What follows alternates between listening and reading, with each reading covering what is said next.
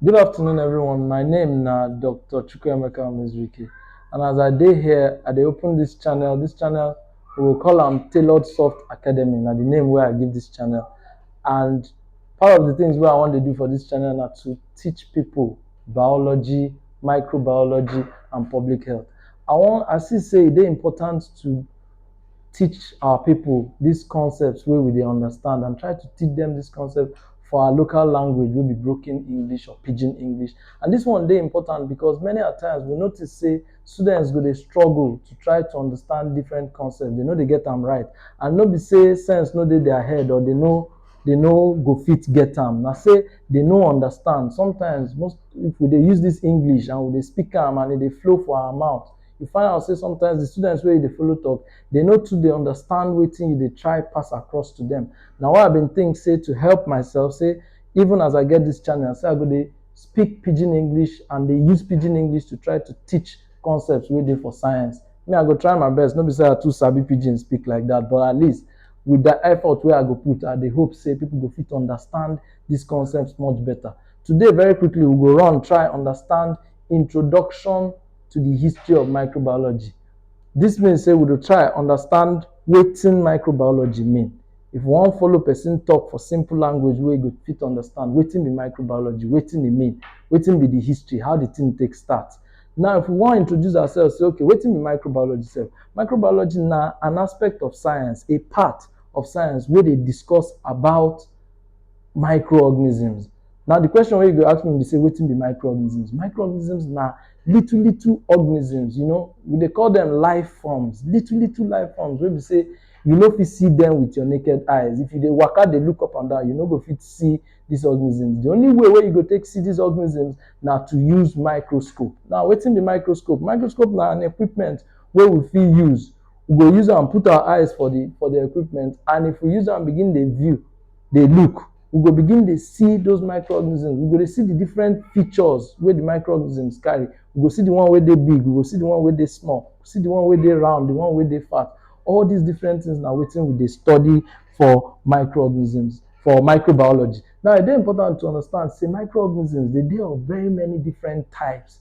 And some of the types of the microorganisms wey we dey study bacteria, we dey study viruses, we dey study fungi, we dey study algae. All these things wey I been dey mention for you, you need to sabi them. They be the different types of microorganisms. Bacteria dey there, and in fact, bacteria dey, fungi dey, algae dey, protozoa dey, and we dey study all these things. Now, the question wey you go ask me now say why we dey study microbiology? Wetin make microbiology dey important?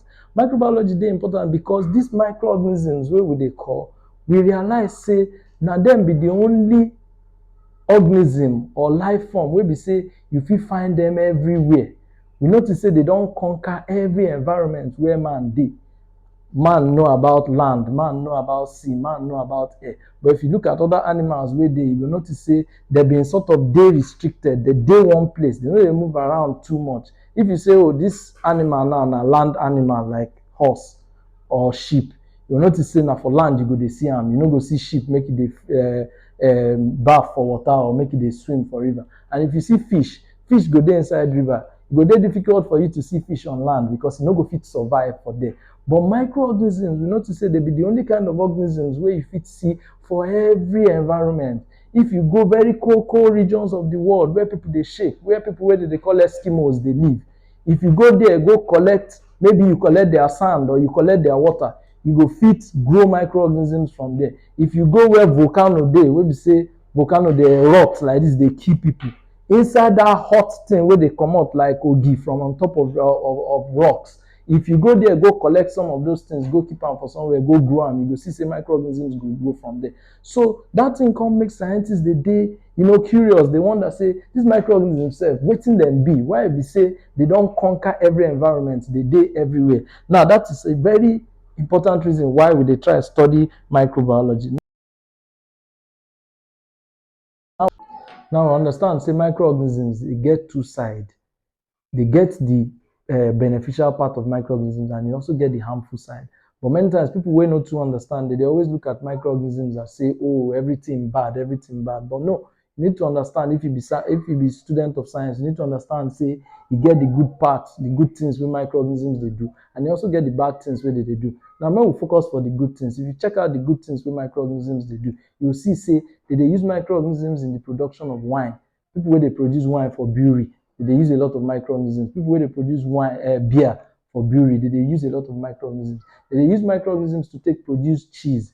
They use microorganisms plenty for inside yogurt. So we get many good things wey microorganisms they do for us. If they want prepare vaccine, this kind of COVID-19 vaccine now wey people they collect, all those kind of vaccines like that, many times they use microorganisms, or if they don't use microorganisms, they go use their product, something wey dey their body, they go come out and use them take make vaccine. So it's important for us to understand say microorganisms get their own beneficial side wey be say if it help you, if they use them for many good things. Now also you get the bad side where microorganisms get. Microorganisms they spoil food. If you leave anything for outside, maybe you leave your eba or you leave your rice and you dey outside for long, you will notice say the thing will begin to smell. You know, fit chop am. Why they smell? Now say many microorganisms don't come grow for there. They don't dance. They don't play for inside there. You know, go fit chop am again. It dey bad. Many microorganisms too they cause many diseases.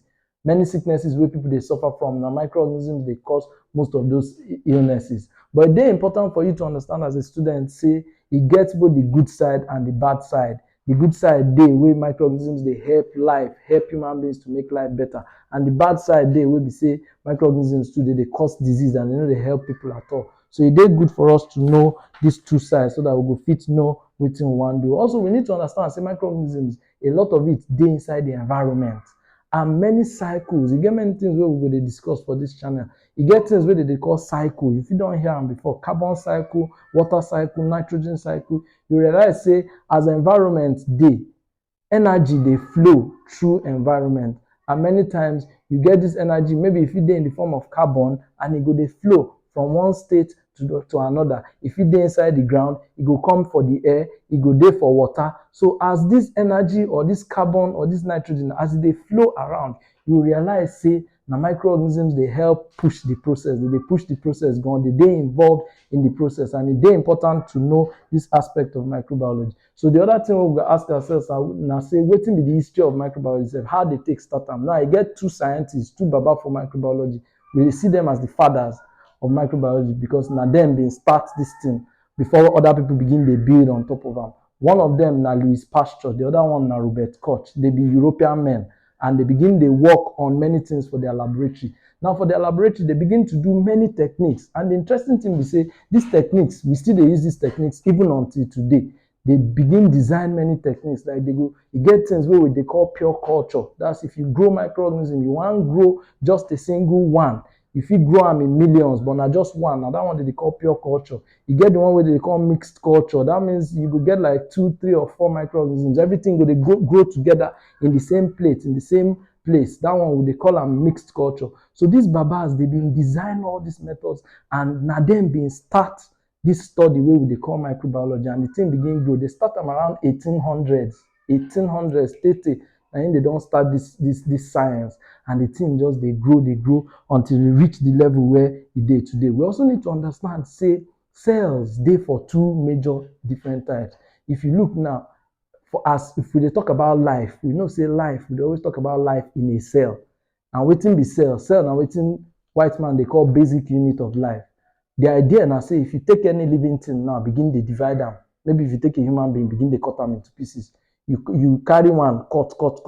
Say you go cut until you go reach a level where you no go fit cut again. If you keep cutting, let's say they carry microscope, give you they cut.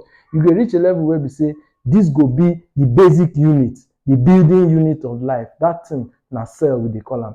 Now scientists can't realize say if you want differentiate cell, if you want put cell for two categories, say you get two major categories. Those two categories now eukaryotes and prokaryotes. You go need to go learn these spellings and sabi write them well. Prokaryotes and eukaryotes. Now our bacteria are prokaryotes. And the prokaryote, when they look at prokaryotes, they call them primitive cell. And why would they call, say if you say something they primitive, now say the thing no develop well. Now why they call them primitive? So we get primitive cell and we get more specialized or developed cells. So our prokaryotes, where our bacteria are, they na primitive cell, And then eukaryotes, we come to talk fungi, we go to talk algae, all those ones, all of them, even human cell, plant cell, all of them, they under eukaryotes. They be more specialized cell, and they get features where they show say they been different from the prokaryotes. Now you need to understand, say scientists they work hard every day to make sure say that they expand different areas of science, and they make sure say this knowledge just they go far, they go far, they go far. And they important for anybody who be saying talk saying be student of microbiology. You need to understand wetin they talk. You need to understand these concepts, and na part of why we dey do this channel, to make us understand this thing well. Now e get 4 reasons. I wan close this class, but I go close am by discussing 4 major reasons why scientists dey study microbiology. Why we dey study microbiology? Why we dey study microorganisms? E get 4 major reasons. One of the reasons na say we try to study the structure and function of microorganisms. If you see microorganism now, you wan look am say, okay, how this thing dey take be sef? Wetin be the shape? Wetin be the color? How e dey take act for different media? Shey e get color? Shey e no get color? Structure and function, you wan check am out. That is one of the things wey microbiologists dey study. Another thing wey microbiologists dey do is dey say microbiologists dey try to get correct understanding of function. They know say if you look inside the microbial cell, many things dey there, things wey we go still discuss for this channel, things wey they call lipids, wey they call proteins, wey they call carbohydrates, all of them boku, dey plenty inside that cell. And wetin they dey do for inside the cell, they dey help the cell to run wetin we dey call life processes. Before a cell go fit dey alive, e get processes wey e go dey run. You go don hear am for secondary school. They go talk movement, respiration, and nutrition, irritability. All these things na wetin we dey call life process. Na wetin dey make the cell dey alive. So microbiologists dey wan study that one. Also, microbiologists they wan study microorganisms in order to keep people healthy. Microbiologists they don understand say microorganisms dey cause a lot of illnesses, they cause a lot of sicknesses. So e dey important to understand them very well in order so that e go fit help people's health. So e dey very important. That's another reason why we dey study microbiology. Now, the last reason why we dey study microbiology na say we wan use that knowledge to help human life. We dey look at things like making wine, like baking cake, like baking bread. All these things wey be say we know say application dey for microorganisms in all those things. We dey try understand them well. And when we gather all this understanding and knowledge, it go make us fit make our society much better. This brings us to the end of our class today. Now, I hope say you be understand the little things wey I talk. If you get any question or you wan ask anything wey you understand, you no understand, you fit type am down for the comment section. We go see am and we go answer. Also, if you give us suggestions of wetin you think we fit discuss, and we go see am and we go talk am. I hope you enjoy this channel. Abeg, subscribe to this channel and we go do our best to bring you quality content. Thank you.